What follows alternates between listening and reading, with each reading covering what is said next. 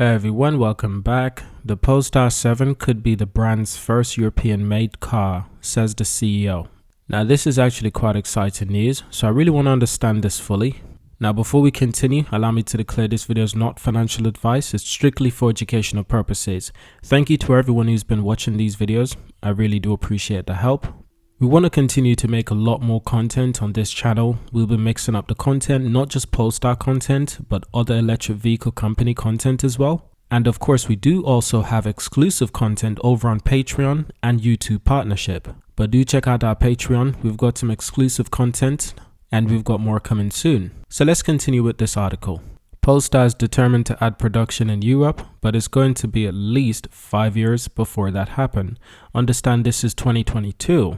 So if this were to happen, we'll be looking at 2026 at the earliest, ideally around 2027. Now the Polestar CEO had this to say as well, and I quote, "For us, what is important to come to Europe at some point in time, and that could be around the time we start making the Polestar 7, says the CEO. Because of its asset line model, Polestar has to negotiate with major shareholders, Volvo Cars and Zhejiang's Geely Holding for space at their factories.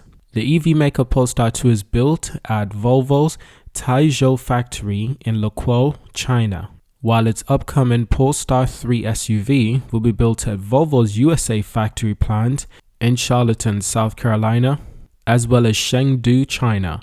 The Polestar 4 coupe style crossover will be made at Geely's factory in Hangzhou Bay, China, while the Polestar 5 four-door GT sedan and the Polestar 6 Roadster full electric Roadster will be produced at a plant in Chongqing, China. That factory will be operated by Polestar and is scheduled to open in 2024 according to Nasdaq listed company third quarter investor update." Now I do remember talking about this exact thing in my recent live stream, that the upcoming Polestar factory will be operated by Polestar alone and it's scheduled to open in 2 years in 2024. That factory is specifically there to manufacture the Polestar 5 and the Polestar 6. Both of these models will be Polestar's most expensive vehicles, and that will be Hangzhou Bay, China. So that's actually quite exciting that Polestar will basically have its own factory. That's record breaking, that's very good. So when asked where Polestar best fitting within Volvo's European network, which includes plants in Sweden, Belgium, and starting in 2026 in Slovakia, Ingleff said it wasn't his decision. That makes a lot of sense. It's not always the CEO's decision to make these higher end decisions. They come down to the board. They come down to the owners of the actual company. The CEO is essentially just a manager at the company, the main manager.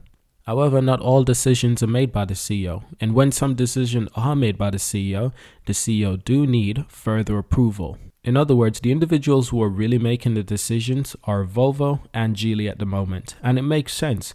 They wanted to ramp up as soon as possible. The best way to do that is to use the current factories that they have, to essentially to share those factory facility, to share the Geely factories and to share the Volvo factories. But remember, Polestar is indeed a European company. It's a Swedish company that's also registered in the UK. There will be a point in time when they will want to build a factory in Europe, and it will happen eventually. I can see Polestar having at least 3 different factories in the next 10 years. So obviously this will start with the one in China, fully operated by Polestar only. That's the factory currently being built for Geely, and Geely is Polestar parent company of course, but I could also see them building a car factory in America. Doesn't necessarily have to be in America, it could be in Mexico, it could be in Canada, it could be in America itself. But I think a factory in America would be essential because it offers them plans to expand. So Polestar factory upcoming in China, they want to build a factory in Europe, and I think the next step will be to build a factory in the Americas, especially in the new age of electric vehicles. That will be essential for Polestar, especially if Polestar really intends to compete with Porsche on a grand scale. Polestar cannot continue to share factories with Volvo forever. At some point, there will have to be a slight departure. At some point, Polestar cars will have to have their own manufacturing facilities, at least fully. I don't think they'll ever be 100% separated. There might be a time when they only share 50% of manufacturing production factories, maybe a time when they only share 25%, 10%, 5%, but they will always share factories. But ideally, Polestar will need its own. And I think we'll eventually get that. It's just that it takes time. Right now, they're just fully focused on manufacturing. Now, it's up to Volvo to see where they will put in cars on the platform and where they would be built. That's what the CEO had to say. And that decision also comes down to Geely as well. But I can see both companies agreeing on the fact that Polestar will eventually need more factories in Europe and in the Americas. But it won't be much. I only think that Polestar only really needs one factory in Europe and one factory in America for now. Let me just remind you, Polestar doesn't intend on being the next Tesla. They intend on being the next Porsche. Very different. If not Porsche, they can also compete with the likes of Mercedes and the likes of BMW, making just under 1 million vehicles per year. I believe recently BMW made over 1 million vehicles a year actually. Good for them.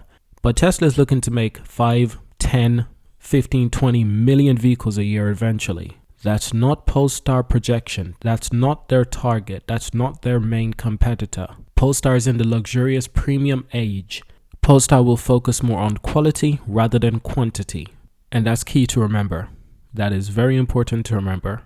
Now, the company has also provided no details so far on the Polestar 7, but it plans to arrive aligned with the company's cadence of debuts. The Polestar 4 will be scheduled for next year, followed by 2024 Polestar 5, and while the Polestar 6 is scheduled for 2026, that's according to the company's plan, Polestar 4 will start between $60,000 to $80,000. This is to compete with the Porsche Macan, and the Polestar 5 will start at more than $100,000. This is to compete with the Panamera and of course the Porsche Taycan.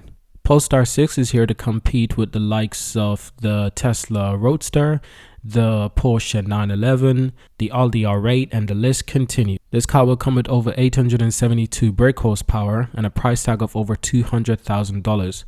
This will make it the most powerful Polestar car and the most expensive model when it does arrive. But for the next 3 years, Polestar actually has an impossible task. They aim to sell 50,000 vehicles this year, and they aim to boost this to 290,000 vehicles by 2025. That will be quite impressive if they accomplish that. That'll be very much impressive indeed. Now, just before we close out this video, I want to say how happy I am to see the Polestar share back above $8 per share. It closed at $8 exactly, and that's very impressive in my opinion. Good for Polestar. Now keep in mind, on Friday, closing day of the stock market, the share actually jumped to $8.24. Very impressive. The price later closed the day at $8 exactly. After market trading, dropped it to $7.99. But this gets us incredibly close to seeing Polestar back at $10, which would be double digits. And there was a moment indeed where Polestar share when the Polestar company became more valuable than NIO temporarily. Of course, this was only temporarily, but like I said, if we do get back to double digits this year, anything's possible. I didn't expect this to happen for Polestar, $8 per share, until after Q4. Because let's be honest, in the last month, the shares have been as cheap as $4.08, $4.20. Absolutely incredibly cheap. Now the shares are doing tremendously well. And it was trending on Yahoo Finance as well. I think this is a huge morale boost for the company. I think this is well deserved on the work they've been doing for the company. And I think this is well deserved for the entire company, as their employees can now stand much more proud on the work they're contributing. So that is it for this video. Thank you for watching, and I'll see you in the next one.